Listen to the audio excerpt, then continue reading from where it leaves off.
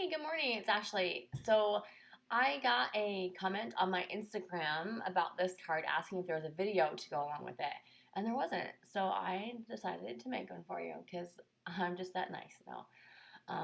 I am really wanting to get into more videos just because I think they're fun and it's fun. Anyway, so I took a Tim Holtz watercolor piece of paper and I trimmed it down to 4 1/4 by 2 1/4, and that's the size. It was super easy.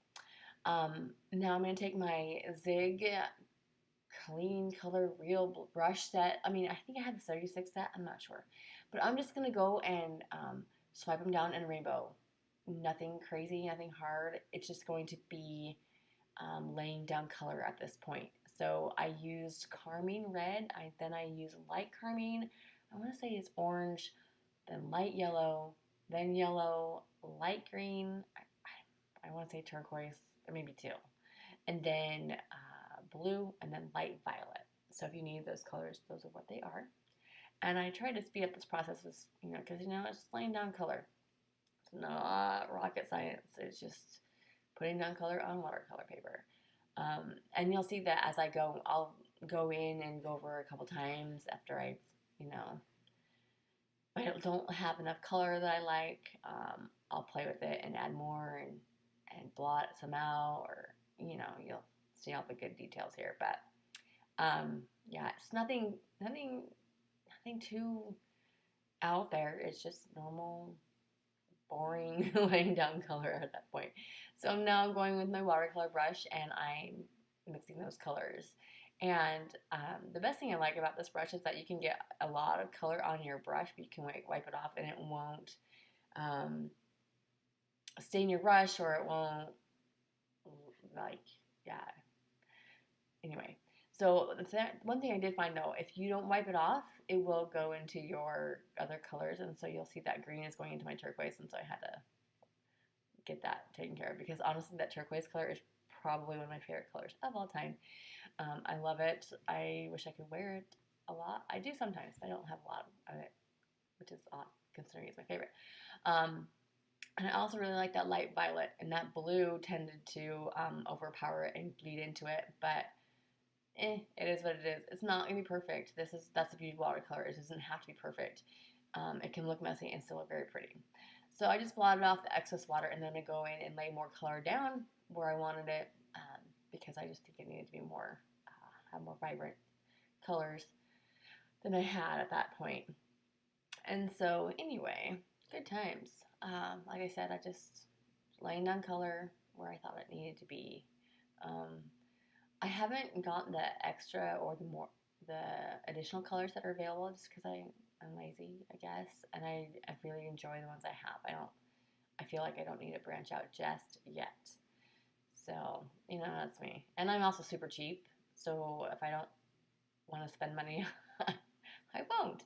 But then I see something come out that I'm like, oh, I have to have that. And I'm like, oh man, enablers. And I mean, seriously, these damn companies coming out with releases all the time, and they're staggered. You know what I'm talking about.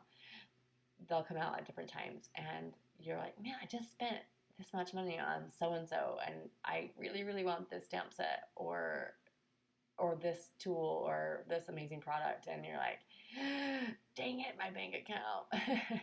So anyway, so you can see that blue bled into my purple, and I think eventually I just went over with my heat gun just to dry it out and to stop that bleeding, but there you go. So I dried it, and at this point, made sure it was all good, and I'm putting it into my mini Misty tool, which is absolutely fantastic tool that I absolutely do not, it's pretty much what I use primarily for my stamping now. I will use a small stamp block when I'm using smaller images that I can place randomly on a card, but not my mini Misty is what I use. It's my go-to tool. So I'm just putting down my stamps and positioning where I want them. And for this card, I'm using my ink is going to be the Versafine Black Onyx ink, mainly because it's a fine, crisp image, and that's what I wanted. I wanted the balloons to be super crisp and not as smudgy. Anyway, and that's what I did. So there's the image stamped, and now I'm going to take my panel of pattern paper, which is out of an American Crafts 6x6 pattern paper pad. And I wish I could tell you the name because I don't know what it is right now. But anyway, I'm adhering it with my my lovely Easy Runner Grand, I think is what it's called, from 3L. And I'm adhering my panel to my card that I had previously cut and scored. It is your regular A2 size. It is 5.5 by 4.25. And then I'm going to put on the 3D foam squares for my dimensional adhesive. My goodness, I can't speak today. I'm so sorry. So you don't really need to see me put on foam squares, really. So I tried to speed that up or cut it out, or I don't remember what I did. So look, they're magically there. And I'm taking off the release paper. And I don't know about you, but sometimes that release paper is a beast to get off. And maybe it's just my short little fingernails. But I don't know. So here I am. I just put the panel right on. And basically, you could be done with the card right now. But I'm not. I'm going to be putting on sequins because sequins are my jam. I like sequins. I like having that extra touch to my cards. So I grabbed my sequins, and I don't remember the mix that I am using. I think I got it from Simon Says. It's a clear sequins mix, and I really, really like it. So I have these little containers. I love them. I got them in a Hobby Lobby. They're like $2 each, I think. Super convenient, and I put them like on a dowel. Anyway, so they're all in one spot.